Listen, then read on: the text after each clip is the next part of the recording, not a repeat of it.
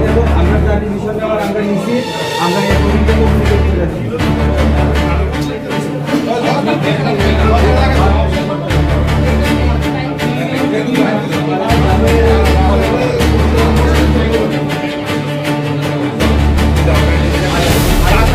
বাকিটা শেষ।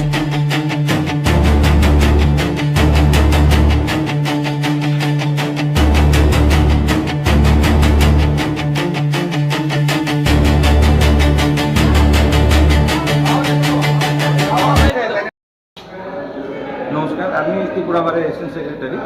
আজকে আমাদের কিছু আইনজীবী ওনাদের নিত্যদিনের মতো যে কাজ মামলা থাকে এখানে মামলা করতে এসেছিলেন। তখন আমাদের কাছে একটা ফোন গেল, আমাদের আইনজীবী, আমাদের অ্যাসোসিয়েশনের মেম্বার, উনি জানালেন যে এখানে যে প্রেসিডেন্ট যিনি আছেন গৌতম সরকার, উনি ইনটক্সিকেটেড অবস্থায় আছেন, হ্যাঁ, এবং উনি সবার সাথে দুর্ব্যবহার করছেন। তো আমাদেরকে আসতে বলা হলো। তো আমি আমার সেক্রেটারিকে ব্যাপারটা জানাই, সেক্রেটারি ইনস্ট্রাকশনে আমি এখানে আসি। এসে আমরা রেজিস্ট্রারের সাথে কথা বলি এবং জয়েন্ট ডাইরেক্টরের সাথেও কথা বলেছি। তো বলে আমরা যে ডিসিশন নিলাম যে এটা হচ্ছে, আমি সেটা আমার সেক্রেটারি কমিউনিকেট করেছি।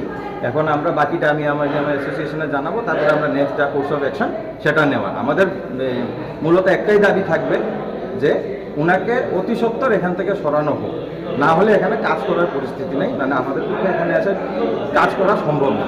সেটাই আমাদের দাবি, সেটাই আমরা অ্যাসোসিয়েশনে জানাবো।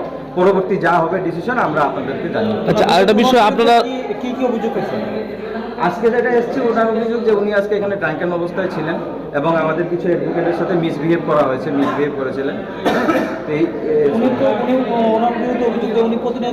হ্যাঁ, প্রতিনিয়ত আছে এবং ওনার এগেনস্টে আমরা অ্যাসোসিয়েশন থেকে ওনার এগেনস্টে এর আগে একটা কমপ্লেন করা হয়েছে। আমাদের অলমোস্ট 70-80 নাম্বারস অফ অ্যাডভোকেট একটা কমপ্লেন করেছিলাম, তো ওইটা অলরেডি ইনকোয়ারিতে আছে ওইটার ম্যাটারটা। আচ্ছা, এখন দেখলাম আপনারা রুমে গিয়ে ওনার কাছ থেকে নেশার বোতলও দেখতে পেলেন, সে বিষয়টা আসলে কি দেখলেন আপনারা? কি সেটা আমরা যা করার ইয়েতে আমরা করে জানাবো। আপনার নামটা? আমার নাম উৎপল দাস।